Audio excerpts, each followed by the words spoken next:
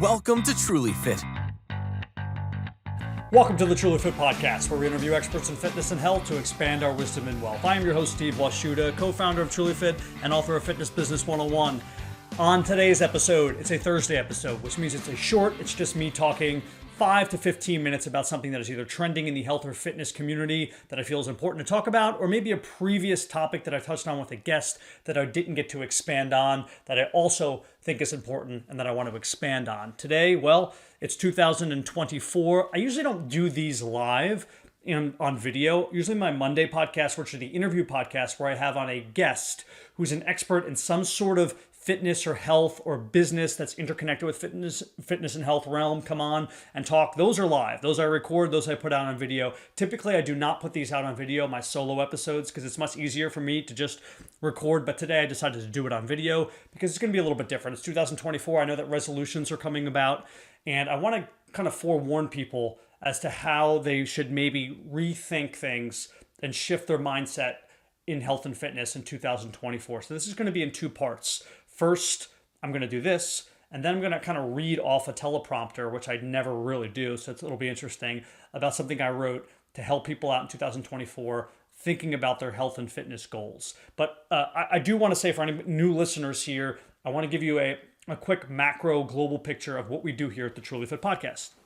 First of all, like I said, on Mondays, we get experts on in the fitness and health community to come talk. Now, if you're somebody who works in the fitness and health community, maybe you're a registered dietitian, maybe you're a personal trainer, maybe you're somebody who wants to be one of those two things, maybe you're a physician, maybe you're just a coach of some sort, these podcasts are certainly for you. I have people on who can help the business and the, let's call it the knowledge side of this, right? The educational side of this. But if you're also someone in the general population who's just interested in fitness and health, this podcast is also for you. Again, I have people on talking about specific diet types or specific nutrients and vitamins. I have people to come on talk about why it's important to think about your taxes a year in advance. If you own a business, should you be an S Corp? Should you be an LLC or a sole proprietor? How exactly do you go about these processes? So it doesn't really matter who you are in the health and fitness realm. Again, you can be general population, just interested in health and fitness. We have a ton of people on talking about whether it's new equipment,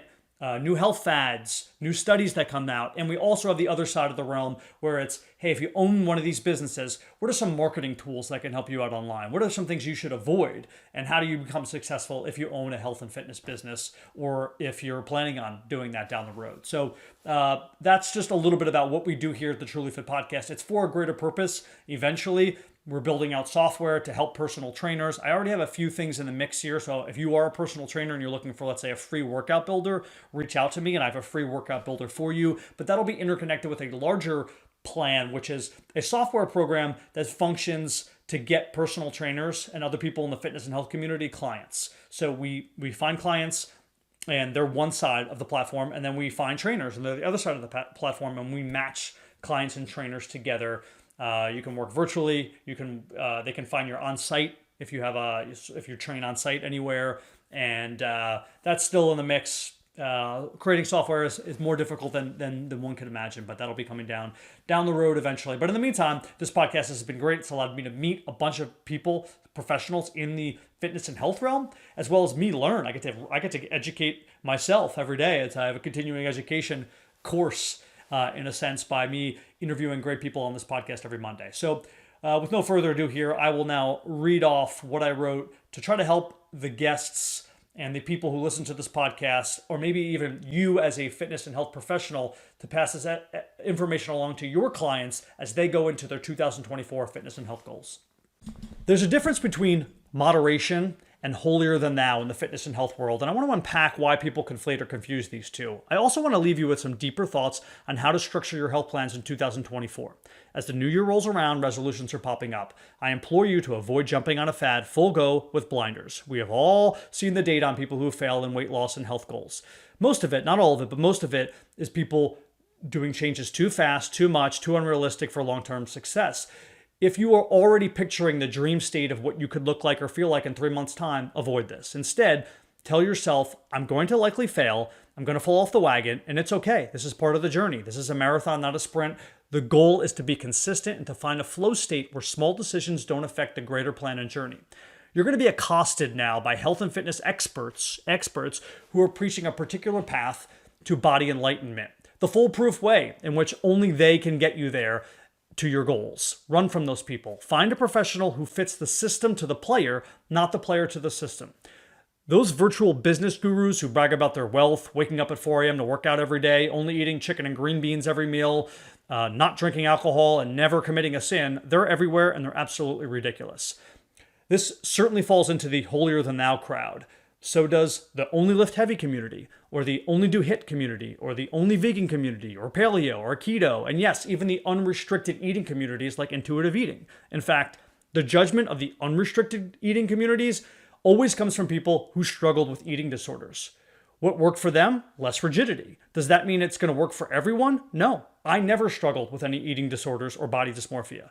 Many people are in that same boat, so they actually thrive when they have structured eating regimens and a plan in front of them.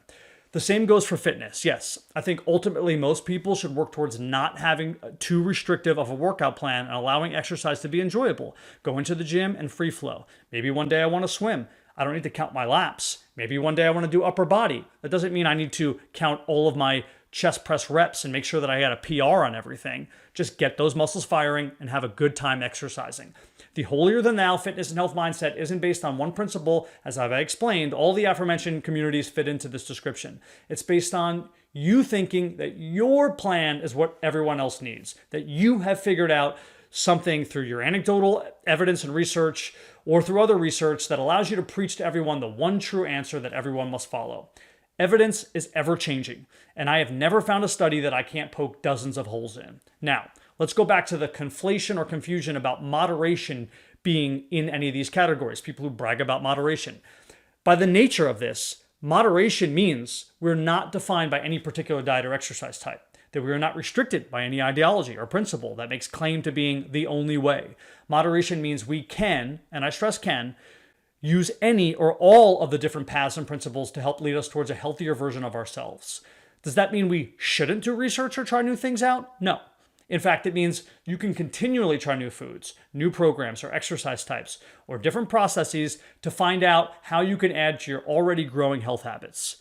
But when you already chose one path, one ideology, you're going to be seeking out confirmational evidence everywhere. And it is everywhere. If you want to prove carnivore is the best diet, you can, easily. If you want to prove vegans live longer, you can, and you will. Finding a way to fit the scheme to the human rather than fitting all humans into the scheme is the way great coaches succeed with their players, clients, or mentees long term.